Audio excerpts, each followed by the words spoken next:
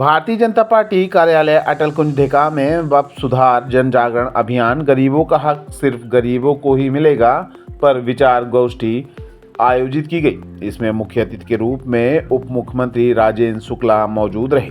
संगोष्ठी में विशिष्ट अतिथि के रूप में सांसद जनार्दन मिश्रा रहे। अध्यक्षता भाजपा जिला अध्यक्ष वीरेंद्र गुप्ता ने की। इस संगोष्ठी में डिप्टी सीएम राजेंद्र शुक्ला ने कहा कि भाजपा एक ऐसी पार्टी है जो सभी वर्ग, समुदाय, धर्म को एक समान मानती है। जो भी विकास रीवा में हो रहा है वह भारतीय जनता पार्टी की देन है। आज रीवा में एयरपोर्ट, रिवर फ्रंट, पचमढ़ा, अटल पार्क आदि विकास कार्य हुआ है। उसका उपयोग हिंदू भी कर रहे हैं और मुसलमान भी कर रहे हैं, अर्थात सभी धर्म के लोग के लिए यह विकास हुआ है। इसलिए भारतीय जनता पार्टी सभी धर्म का सम्मान करती है। कांग्रेस व अन्य दल वक्फ के बारे में जो भ्रांतियां फैला रहे हैं वह गलत है। उन्होंने कहा कि वक्फ कानून में सुधार का सीधा मतलब है कि समाज के गरीबों व जरूरतमंदों, आधार्मिक, सामाजिक संस्थाओं के लिए इस संपत्ति का उपयोग किया जाएगा, जिससे मस्जिदों के रखरखाव, मदरसों के संचालन, गरीबों की सहायता आदि की जाएगी। इस संगोष्ठी में सांसद जनार्दन मिश्रा ने कहा कि कांग्रेस वक्फ को सिर्फ एक वोट बैंक माना है और मुस्लिम समुदाय को नजरअंदाज कर दिखावे की राजनीति की है।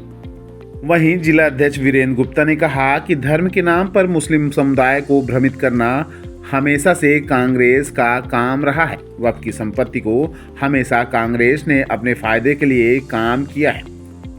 भाजपा कार्यालय में आयोजित इस संगोष्ठी में विधायक मनगवां नरेंद्र प्रजापति, पूर्व विधायक केपी त्रिपाठी, डॉक्टर मुजीब खान ने भी अपने विचार रखे। संगोष्ठी में जिला पंचायत अध्यक्ष नीता कोल, जिला महामंत्री ममता गुप्ता, अशोक सिंह गहरवार, प्रदेश मंत्री अल्पसंख्यक मोर्चा मुस्लिम सोनू, जिला उपाध्यक्ष उमा शंकर पटेल, जयंत खन्ना, जिला मंत्री शरद साहू, कार्यालय मंत्री वीरेश पांडे, जयप्रताप सिंह, इमाम बख्श, विवेक गौतम, ब्रजेंद्र गौतम, मंडल अध्यक्ष शिवम द्विवेदी, भूपेन्द्र सिंह, गौरव पांडे सहित अन्य लोग मौजूद रहे।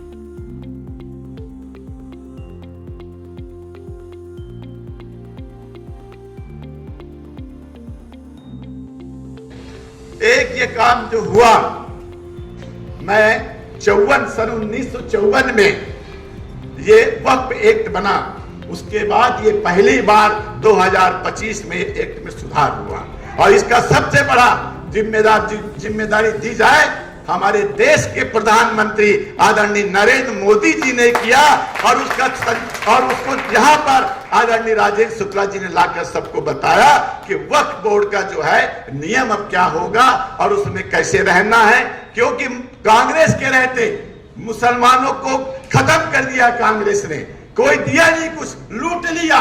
54 से लेकर के आज तक कांग्रेस ने मुसलमानों के वक्फ की जमीन को लूटा, उनके आदमियों को लूटा, उनके पैसों को लूटा। कहां दिया हमको भाई?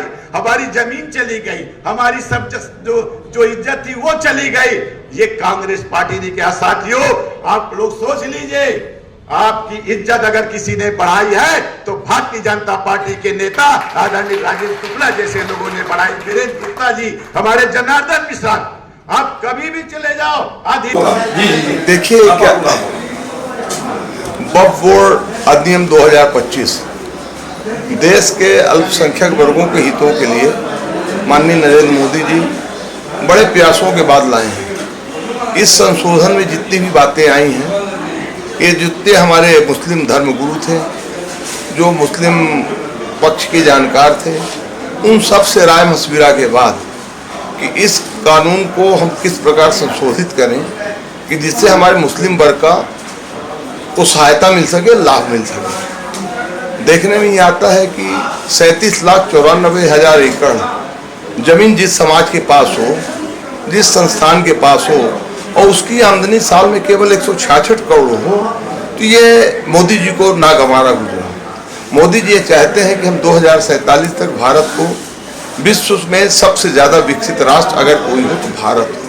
दूसरी तरफ उनकी मंशा है कि अगर हिंदुस्तान को हम विकसित भारत बनाना चाहते हैं तो इसमें रहने वाले जो हिंदू और मुसलमान हैं, अगर मुसलमानों को हम पीछे छोड़ देंगे तो हम हिंदुस्तान पवित्र उद्देश्य जैसे कि वक्फ की संपत्तियों से होने वाली आय का ठीक प्रकार से मुस्लिम समाज में जो ज़रूरतमंद लोग हैं उनका विकास हो सके, अस्पताल, शिक्षा, स्वास्थ्य, रोजगार से संबंधित उस राशि का सदुपयोग हो सके और संपत्ति का ठीक प्रकार से व्यवस्था हो सके।